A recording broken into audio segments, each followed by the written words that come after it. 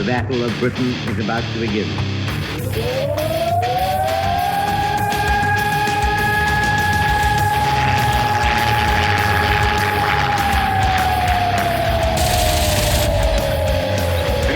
got extra up there.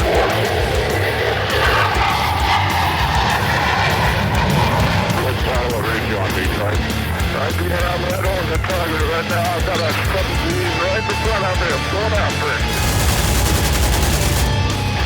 Right, I got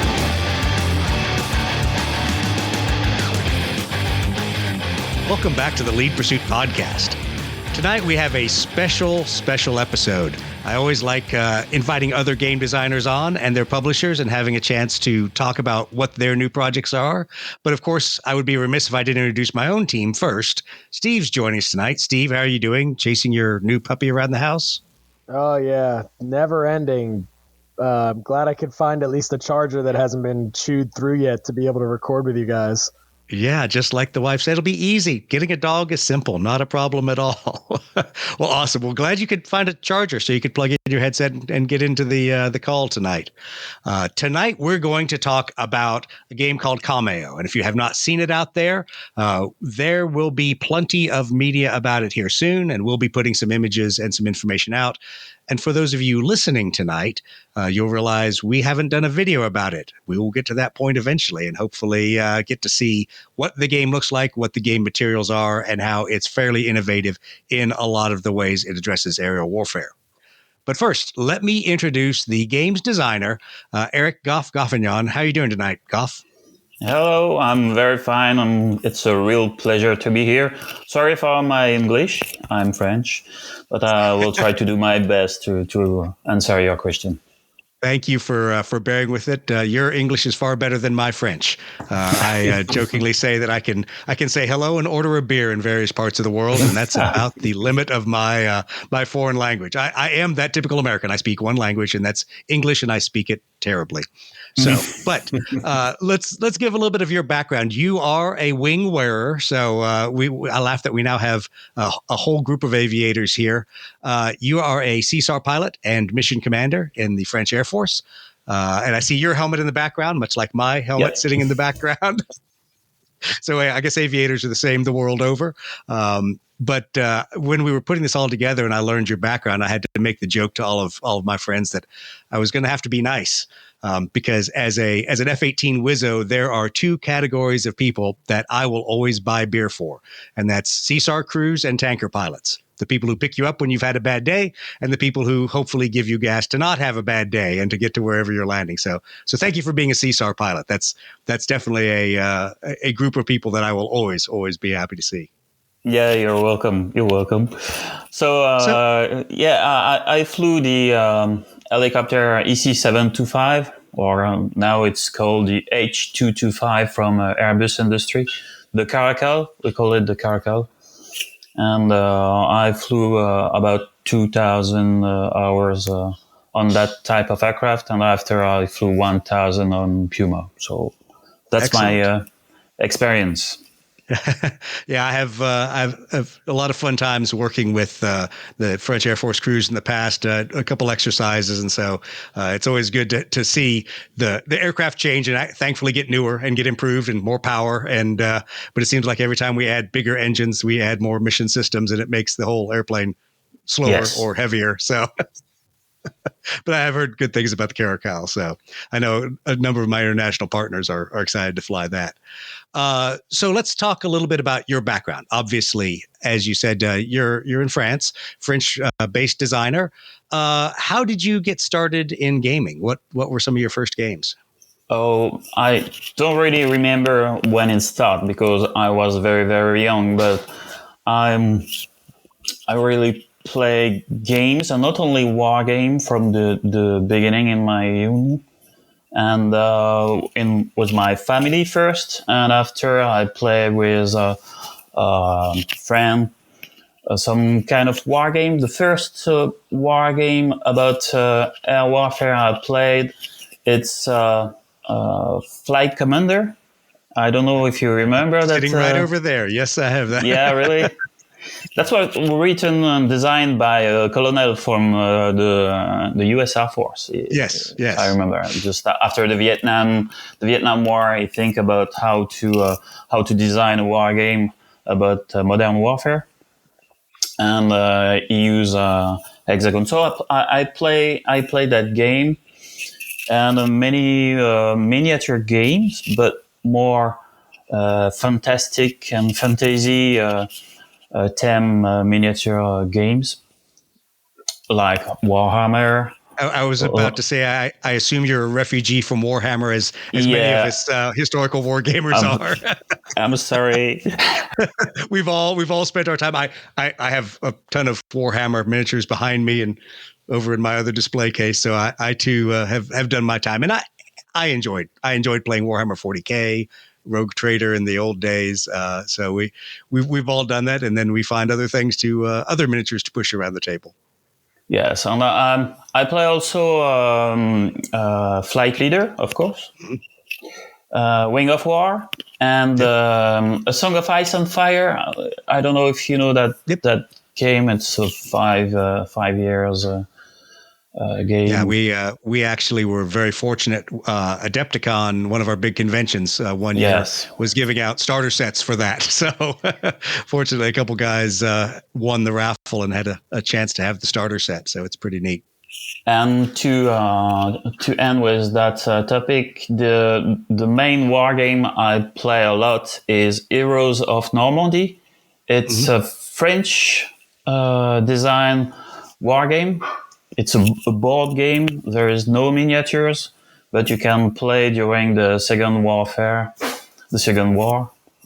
You can play everything German, British, French, Excellent. and it's a great game. That's cool. Well, what really inspired COMAO? Because, I mean, once again, for those of us that come from the aviation background, sometimes, as Andy Chambers jokes about me, we're too close to aviation. We aren't. Our brains don't allow us to turn it into a game. So, what, good or ill, what made you come to building COMAO from either other games or your experiences?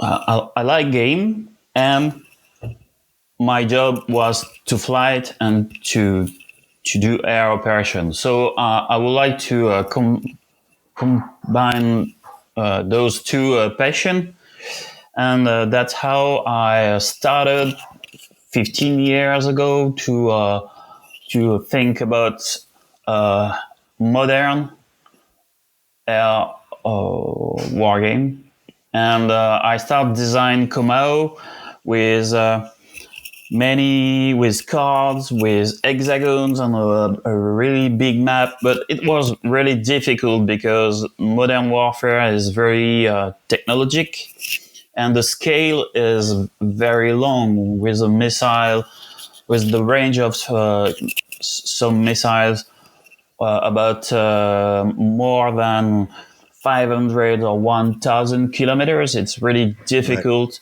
to find the good scale for the map.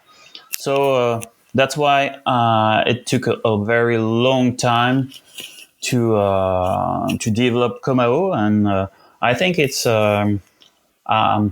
we find how to find the good compromise between scale for 3D scale on the 2D scale, and for time reference. Yeah, it's difficult. So, Steve, you should take note of that every time you guys ask me when Merged is coming out, I have at least another 13 years before I have to deliver a game to you. Yeah, and a lot of puzzles to solve, it sounds like, too. So yeah, get on that. I do. As you've seen when you guys say, when's Merged coming out? I'm saying I haven't even figured out what speed the airplanes fly and how far they move. So yeah, game design, sometimes people think it's super easy. You just sit down, you pick some chits up, you draw out a map, and it all comes to you, and it's not. It's a continual cycle. Yes. Well, that's good. Well, let me introduce our other guest tonight. So we're joined by Jean-Pierre Nicolas. So Jean, you are from Jocus Games, the publisher of COMAO. Yes. So good to have you on tonight. Thanks for joining us. Thank you. I'm good. Thank you for answer. Sure, sure. So how did you start gaming? What game did you play when you were young? Oh, like Eric, I played a lot of Warhammer Battle Games Workshop games, and also I like to play a card game like Quartermaster or Terraforming Mars. Right. If you know that. Right. Yep, I know those. Yeah, yeah. And like Eric, the game I played the most is A Song of Ice and Fire too. Oh, excellent. Me too. I've found that game is more popular overseas than in the US, I think. I made more than 300 battles. Excellent. You have played it a lot then. That's far more than I think I've played even Blood Red Skies. I travel to Malaysia a lot, and Song of Ice and Fire is very popular over there, and they play that a lot. So I kind of laugh that we don't play it as much in the US as we should. But it's interesting for me to always go look at what publishers are doing, and I have to read the audience one of the Board Game Geek descriptions about one of your other games, Henchmania, which sounds like a really fun game. But to give you an idea of some of the other things that Jocus publishes, the description is: in this cross between Game of Thrones and Monty Python, become a medieval lord and puppet master, and use your monstrous and loyal henchmen who will do anything to help master satiate his thirst for prestige. Steve, that sounds like my kind of game. Being the boss man. Oh, no. So it sounds like you have a great team, a great company, and definitely you're having fun making games, and that I'm happy to see that. Yes, absolutely. Henchmania is a fun game, easy to play, family friendly, and we made 2 expansions. So we developed it too, and it's a very fun game. In France, we have a real fan community of this game. Oh, that's good. That's good. And as Steve will probably laugh, we have seen the good parts of fan communities and the toxic part of fan communities today in some of the games here in the U.S. But it's always good to have people that like your game and like supporting you and like continuing to develop something like that. So yeah, I just pulled up that game now, Doug. That actually looks pretty. It looks great. A pretty neat game. I know Eric's like, I want to talk about COMAO here, and I'm like, no, I'd rather talk about Henchmania. This is really funny. So I may have to find a way to find it here in the U.S. But yeah, it looks like a lot of fun. So Jean, how did you get started with Eric and COMAO? How did you pick up his game? We met during a tabletop battle in Bordeaux. And Eric was looking for a publisher who could understand the technical side of his project. So he showed us COMAO, and we saw right away the potential, a modern and realistic war game, but still fun and immersive. So Eric's passion and precision convinced us immediately to make this game. Good. And hopefully you met not on the gaming table. Hopefully you weren't playing Song of Ice and Fire against each other when he pitched the game to you. Absolutely. Oh, excellent. Okay, well, let's talk a little bit about the game. It will be crowdfunded. So Kickstarter is obviously where I found it out there. It's going to be a board game, and we'll talk about the unique board here in a bit. But it's a board game with miniatures on stands, aircraft cockpit displays, the what we call the chrome of a game that you always, especially me as an aviator, I like it when it has cool features like that. But to kind of give our listeners a little bit of a soundbite, once again from Board Game Geek, which you guys had out there, in COMAO, you take command of complex air operations in a tense tactical showdown. The high command assigns you objectives that must be neutralized by the air assets under your operational control: fighter jets, bombers, helicopters, drones, satellites, and even ground or naval systems. So obviously it's a big stretch you've built there for yourself for what it's going to be like. Goff, yes. you have your work cut out for you now, my friend. Yes. But it's always, even if there are ground, maritime, space, electronic warfare considerations, the main topic is how to use air power. Air power to on the ground forces to make the ground forces in the best condition during the war on the ground, but also in the deep of the theater of the the area of operation. And we talk about air superiority too, because if you don't have air superiority, it's your plan is gonna be hard to play. Yes. So yes. the choice for the gamer, the choice is always to plan the good COMAO, Composite Air Operation, the name of the game, to succeed in his target, but also to oppose a force to the plan of the opponent. And that's what is really interesting, because you plan something, this is the beginning of the turn, and after that you play. And your opponent do exactly the same. And this is the cross of the two planification, that there's a surprise.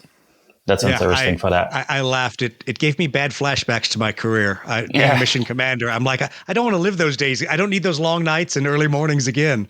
No, but there's things a lot of gamers take for granted. So even the name COMAO, I'm used to it from NATO Air Operations. For years of that, I'm used to pulling the air tasking order, figuring out which COMAO I'm a part of, who my plan leads are, who my mission commanders are. And so when I saw someone had done a game called COMAO, it clicked in my brain.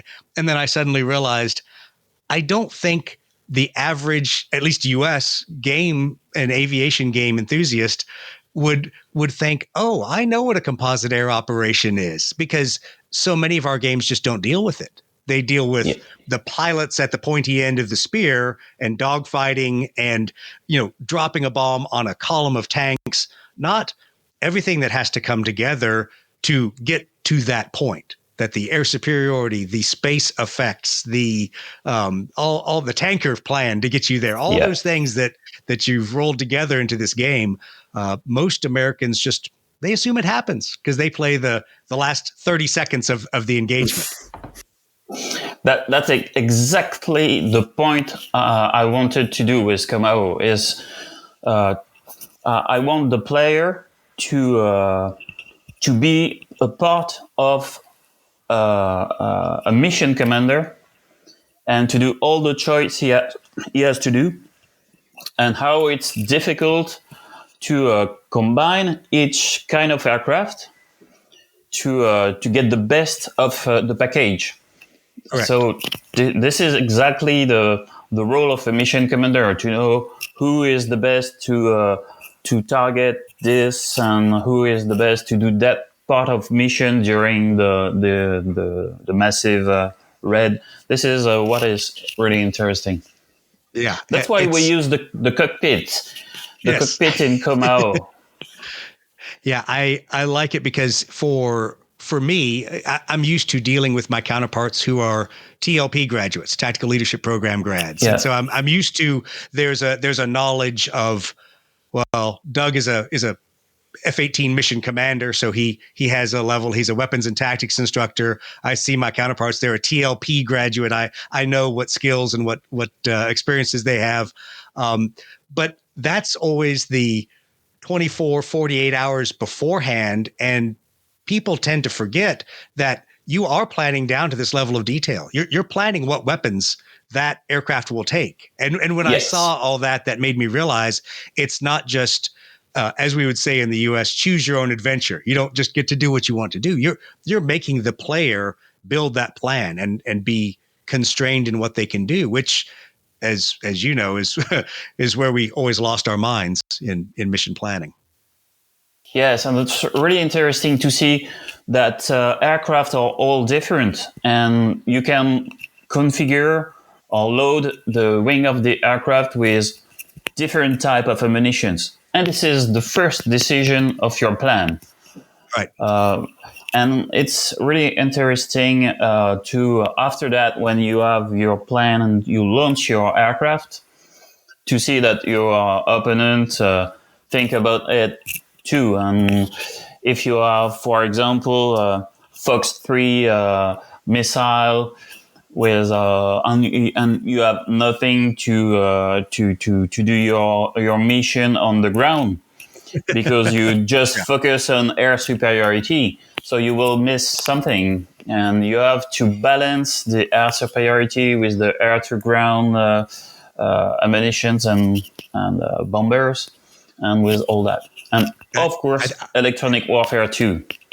Excellent. I think that's great. I think it is funny to see at least American gamers specifically, and a few in the UK and Europe, struggle sometimes with games that force them to pick ordnance and pick ammunition and pick which of these effects do I want? Do I want electronic warfare, or should I take those points and spend it for tankers or spend it for drones?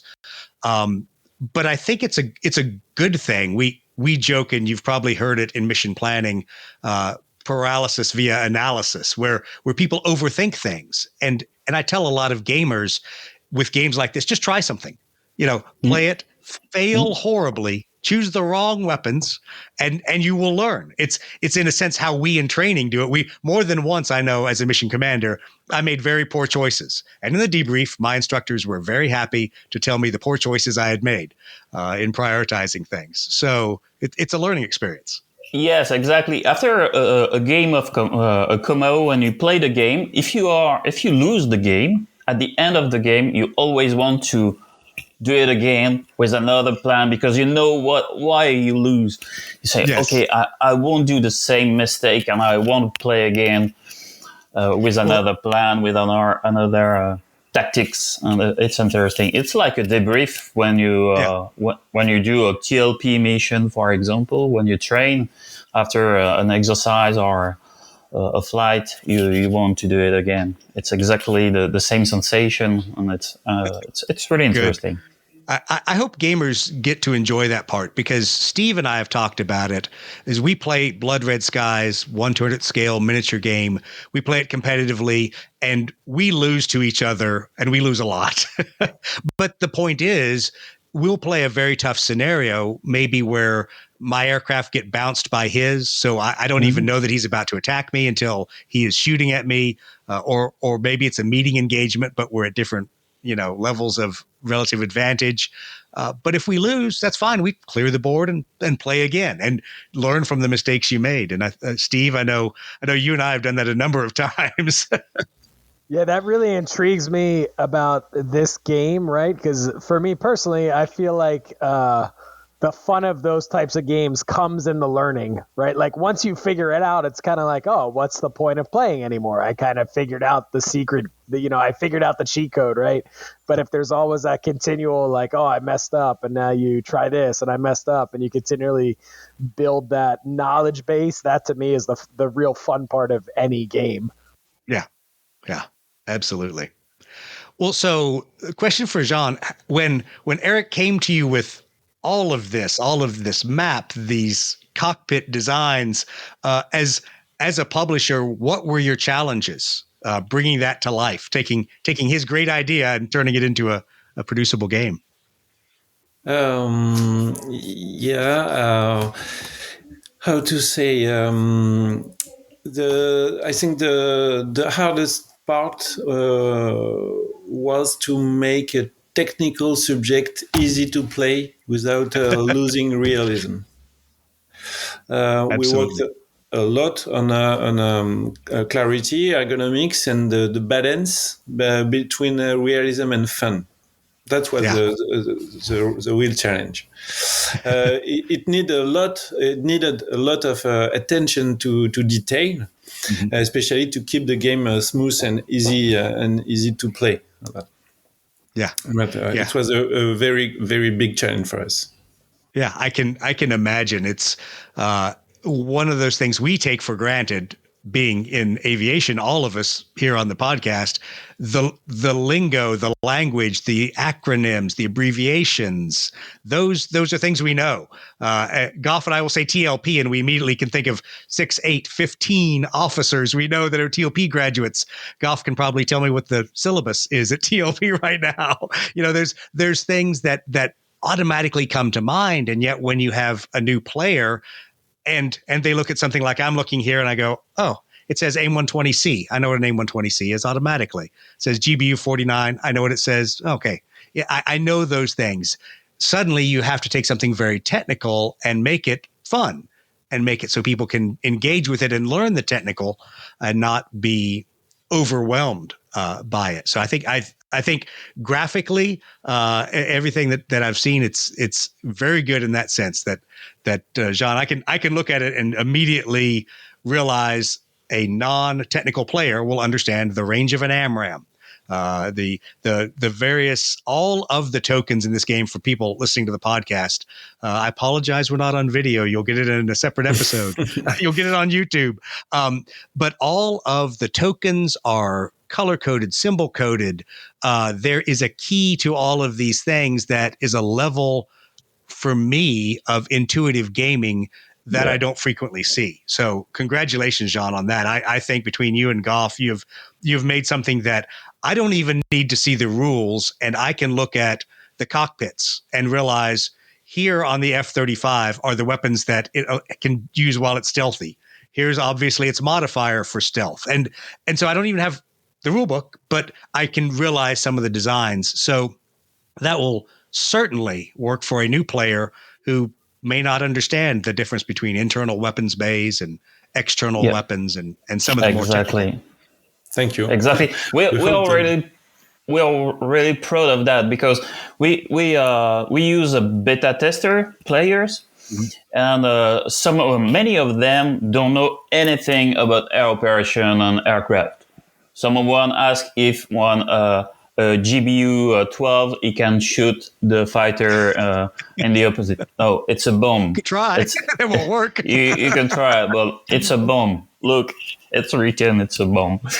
But they play one game, and after that, they debrief their game, and I just listen to them, and they are talking like professional, like pilots. Excellent. Talking about their war. Yes, if I push forward before you came on that point, maybe I can use my Fox 2 missile.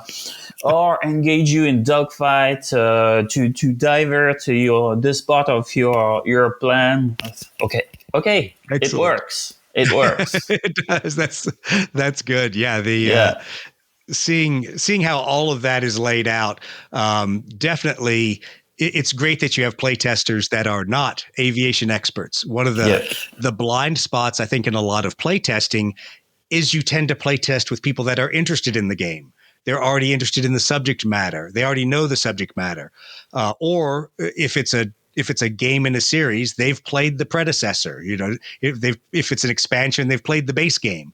And so sometimes those bad habits or you don't necessarily find stumbling blocks because they're not a new player. It's not the first time they've ever seen what a GBU 12 is. Good. I'm glad to hear you guys have done that because that certainly makes things smoother in the final product. And helps you all not miss things that we assume are common sense. Yeah. Okay. There's a lot of aircraft and there's a lot of systems and there's a lot of really neat things throughout this game that are being planned. But Goff, how did you pick what's going to be in the basic set, or did Jean put his foot down and say you get a couple of airplanes and some cruise missiles and choose wisely? We think about many aircraft in the core box, but at the end we choose to only put single mission aircraft, not omni-role or multi-mission aircraft. because when you start the game, you have to do it step by step, and it's easier if one aircraft is dedicated to one kind of mission. So that's why we select the A-10, the Frogfoot, the Sukhoi 25, the G-11 for the Chinese part, and the Mirage 2000. So you have two aircraft. Steve's excited. Yes. Steve loves flying the Mirage in DCS. So really, on DCS, yes. We integrate the Mirage 2000. It's a really good air superiority aircraft, and with the G11, this is the two kind of air superiority aircraft in the core box. The A-10, I think, is the best aircraft for close air support. And the Sukhoi 25, it's quite not similar, but it's quite optimized for that kind of mission too. So with that aircraft, you can learn step by step how to use aircraft and to make small COMAO. good. After that, if you use the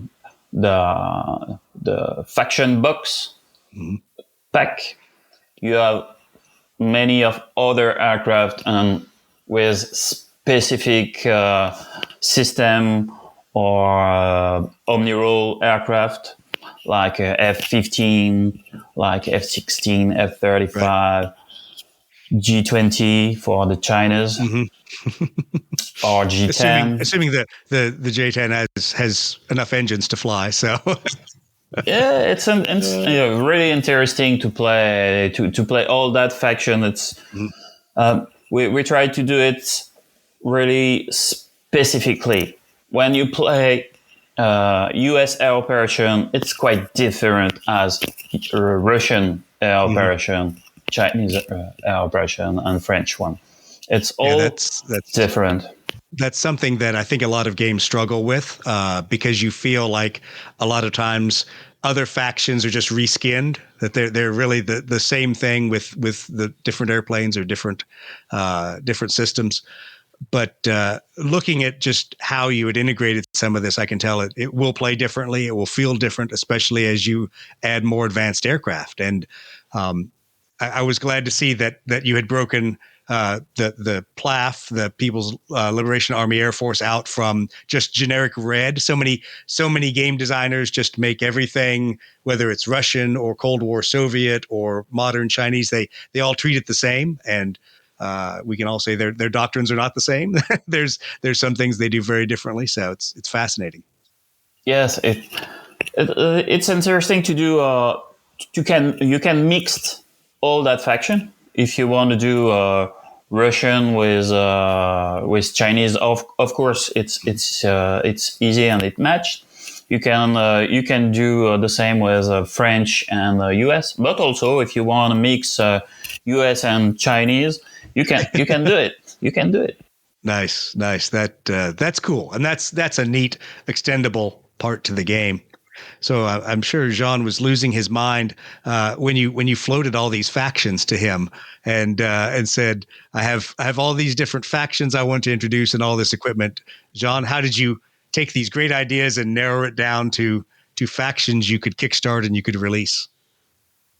Sorry, can you repeat the question, please? How did you narrow down all of Goff's a large number of factions to something you can release, to have the French, have the US? How did you constrain, I guess is the best word, all the ideas?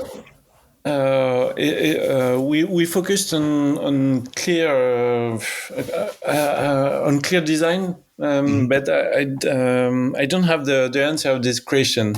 Eric, can you answer that? Yeah, and in fact, with Jean, Jean has the eyes of the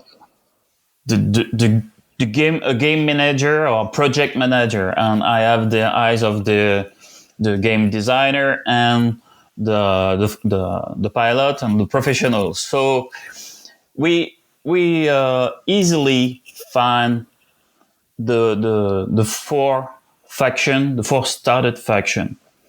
We think about U.S. Navy, we think about French Navy, we think about British, Indian, Israeli, etc. We also think that the four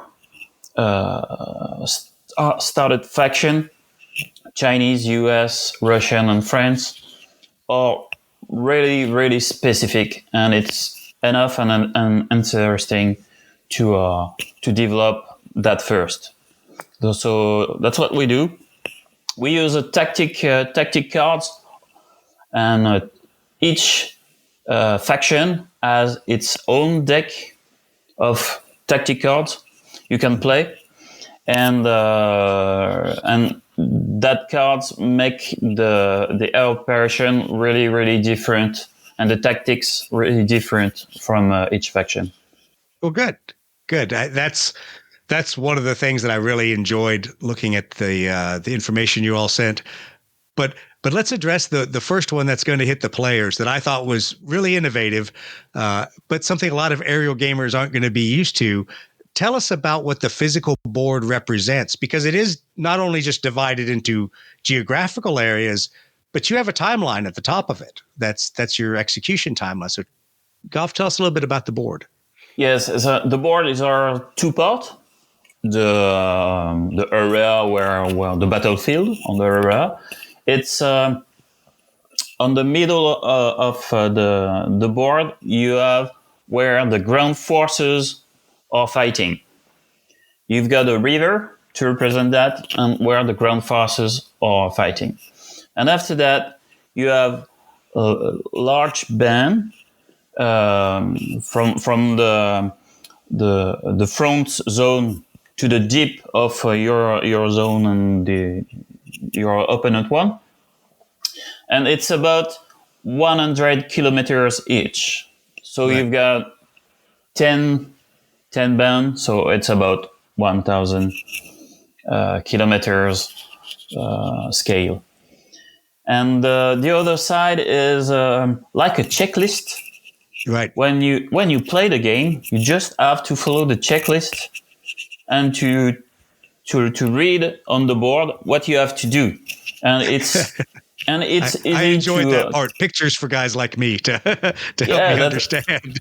And that's really easy to know where we are in the game and what we have to do and what we will do. What we will do after that. That's easy. And you have a 3 sequence during one turn: the planification one, the conduct one, and after the disengagement sequence. Yeah, I think it's interesting, and a lot of credit obviously goes to Jean and his team for the graphical representation of it, because it was very easy for me to look at the phases and see what was going on. Once again, not having read the rules, but to be able to see the various steps you're going through. So I think that's extremely helpful. It's always a good reference. Steve and I have often been those gamers who are opening the rule book and trying to remember what phase goes next, and having it right there on the board is very good. Yeah, the board looks absolutely amazing. Yeah. Right. And having, I mean, like we always, like you said, that like a quick reference sheet basically built right into the game.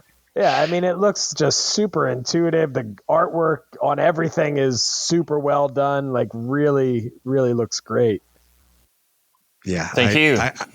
I like how intuitive it is. I mean, that's what I tell people, is that, you can have beautiful art. You can have beautiful cards. You can have beautiful miniatures.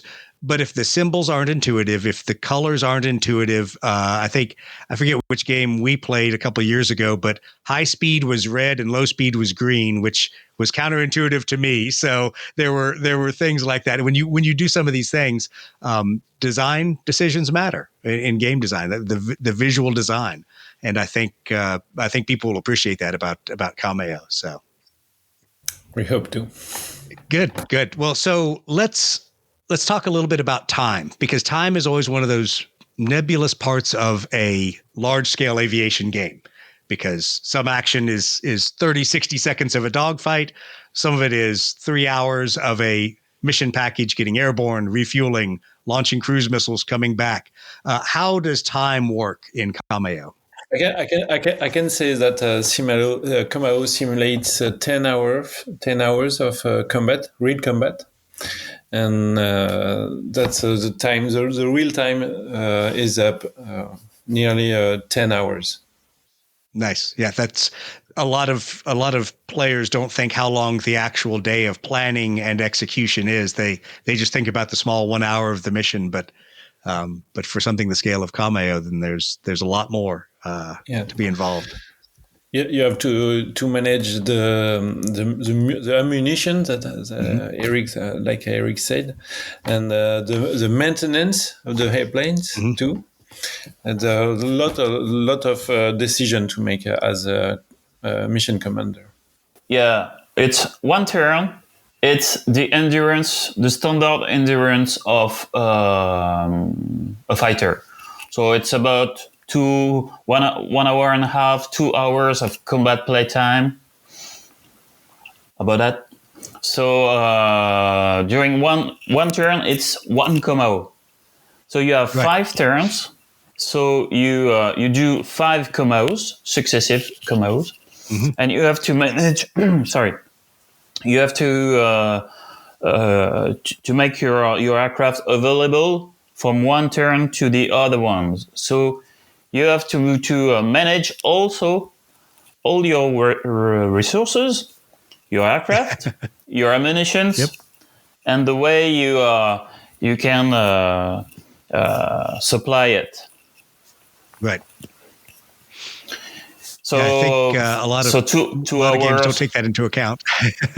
Yeah, 2 hours a turn, 5 turns. It's about 10 hours. About 10 hours for the whole game. For the whole game. Time coverage. That's good. And once again, I know I'd seen a previous interview out there. There's a point to, you're not going to simulate an entire war with this game. You're taking a very narrow action inside the war and simulating what is going on in the interaction of all of these parts of aviation.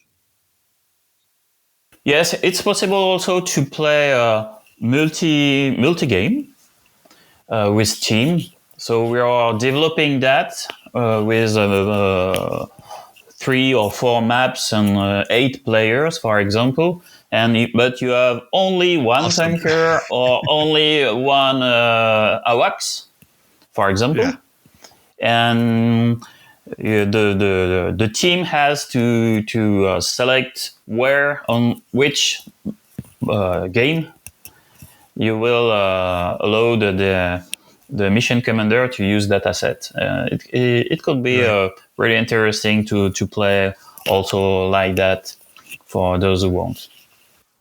Yeah, we've talked about that with the Leader series of games from DVG, with Eagle Leader and Fulcrum Leader. If you play cooperatively with a friend, that you constrain yourself to only so many AWACSs, only so many A50s. You only get those cards, and you don't get 2 decks of it. So one player has to split, or 2 players have to split one deck and decide, well, does he get the E3 this time, or do I get the A10s, or how do I split this up? So that always makes for a fun game. Yeah. Oh, cool. Speaking of those assets, how do you, as a player, build that deck of capabilities for your mission? How do you get to choose those? Is it points? Is it a certain just number of assets? How do you get to pick and choose? Yeah, we have scenarios in the book. So it's the operational book. In the operations book, you have scenario that called operation. So you can play many operation. When you have everything, you just have to follow. You have everything balanced between aircraft, maps, and everything. But also, if you want to play your own tactics, there is a system of points, and you can buy aircraft with munitions. You can make your own wing to play against your opponent with the same point. So, for example, with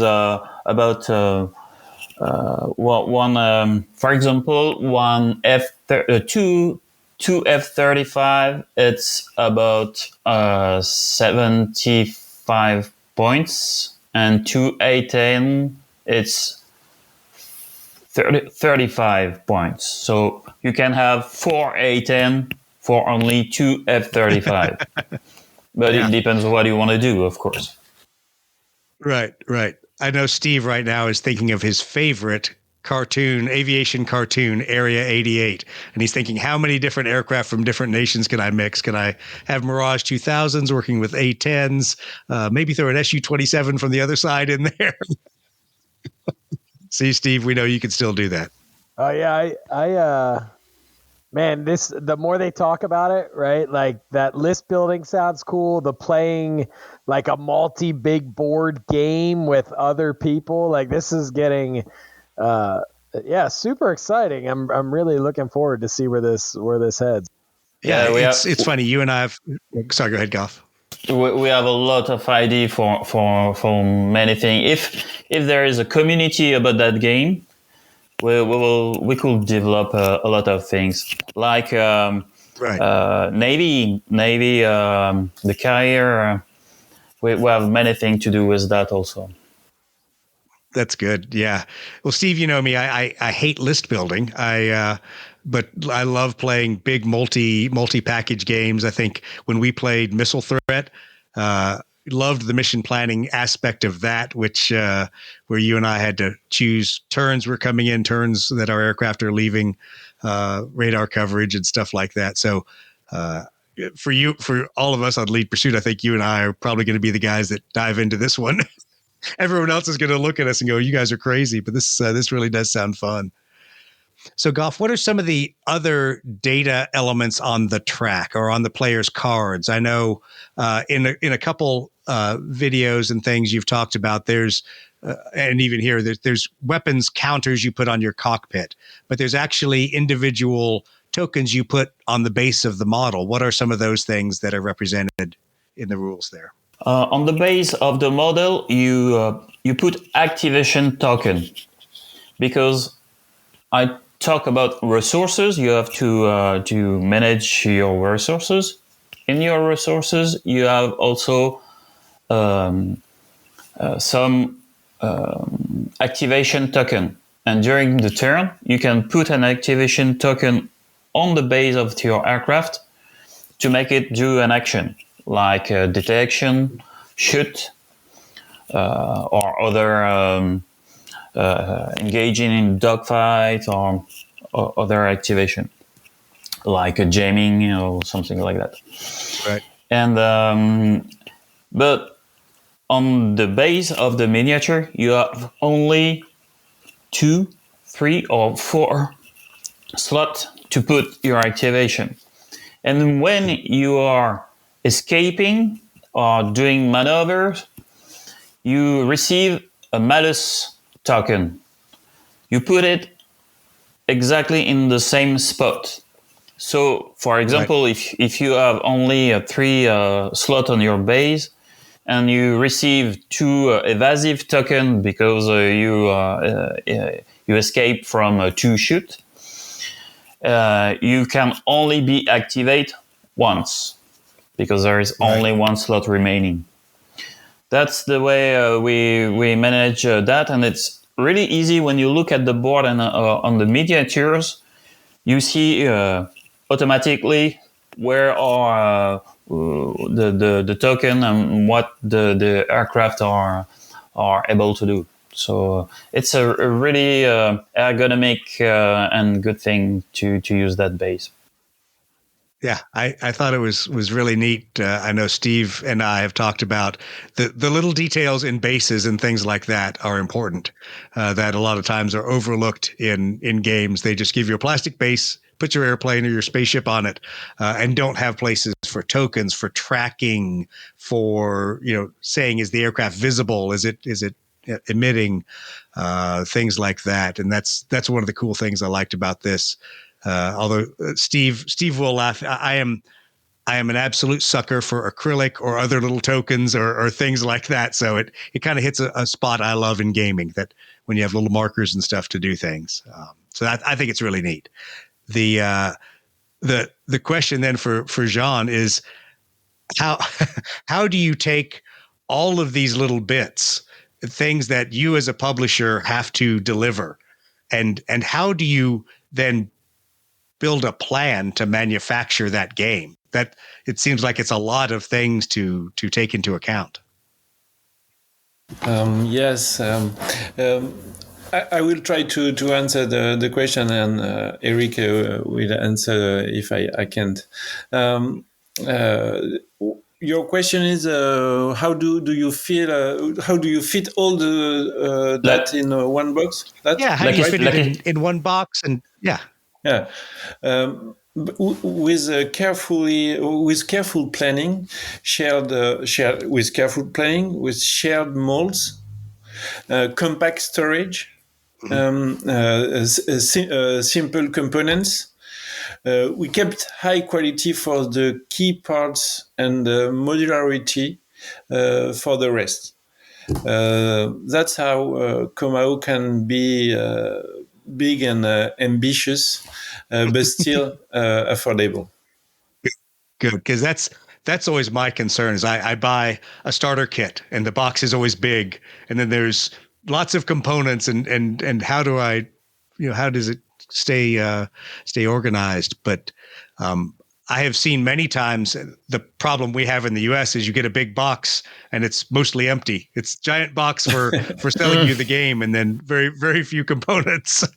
So I'm glad you guys have a lot of different things you're delivering in there. That will be neat. I think the box size is 12 inch by 12. Nice. Yeah, that would be a good size game then. All right. So with all that we've said, we really haven't dove deeply into the rules. And once again, that's not my goal of this one. I really want to kind of get the information out, because you all are going to go to Kickstarter soon. What can you tell us about a date when you might start Kickstarter? I know that's always a tough one. We plan to launch in February 26th for about 2 or 3 weeks. We want to bring together aviation and fans and modern wargame players. My answer, it's about February 26th. Yeah. Well, good. That gives plenty of time to get the word out for people to hear about COMAO and to be interested, and hopefully be able to pick up a copy when we go to Kickstarter. That's always a fun part of it. Well, so we've talked a little bit about the Kickstarter, but I always ask publishers and game designers, and I'll start with Jean. Jean, what would you tell an aspiring game designer who has an idea they want to bring to a publisher? What advice would you give them? I don't prepare that questions. I know you did. I stuck that one in on you. I was going to ask Goff first, but I thought I would ask you. Maybe Goff first. Yeah. Yes. Goff, what if you're going to give someone, an aspiring designer, that advice? How do they take something from their imagination, their design, their thought, and bring it to a company like Jocus? Patience. I think the word is patience. You have to be patient because it takes a really, really long time. You have to work and to challenge each step of your game during the development. And for that kind of, for COMAO, the main difficult was to find the good balance between to be realistic and to be easy to play. And I think with Jean, we find the good balance between both. With patience, we succeed. Yeah, I think that's. I think a lot of people think that it will be very straightforward, and that the relationship between a designer and a printing company, production company is always good, but there are times that it gets frustrating on both sides. We as designers want lots of expansions, lots of content, and design or companies, John probably is like, I have to print this game at some point. It needs to all fit in the box.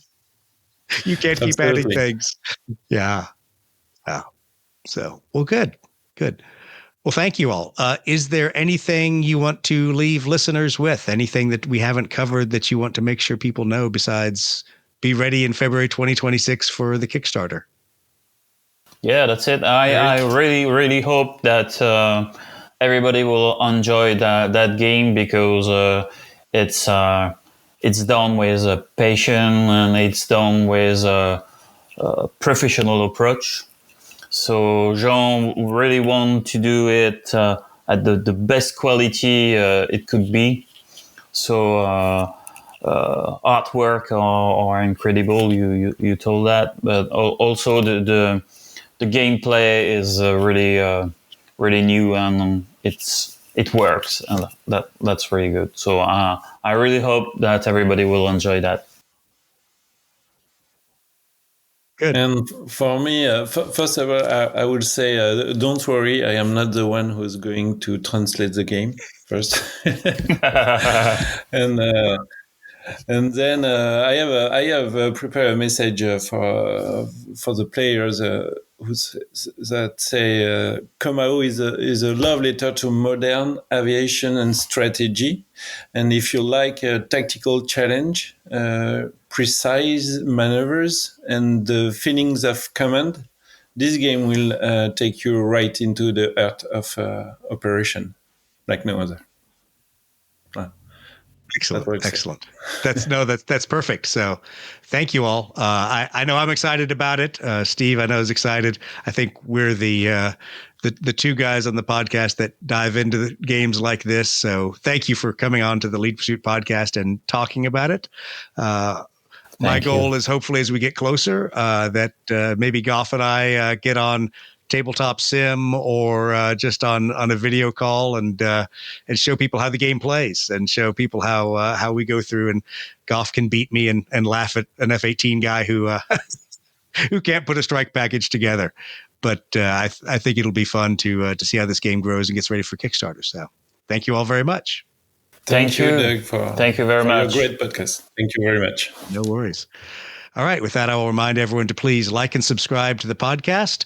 It does matter when you like and it gets the podcast put out there to other people. Also, please head over to our website if you haven't seen Steve's latest series of 3D renderings, his RA5 Vigilante, the mighty EB-66 destroyer, jamming airplane, and the rest of his Vietnam models. Most of those are out there and on the site. So if you're a Beyond Mig Alley player and you're looking to pick up some new models, some new jets, those are all available. And I'll then leave you with Steve's favorite line: keep climbing for advantage.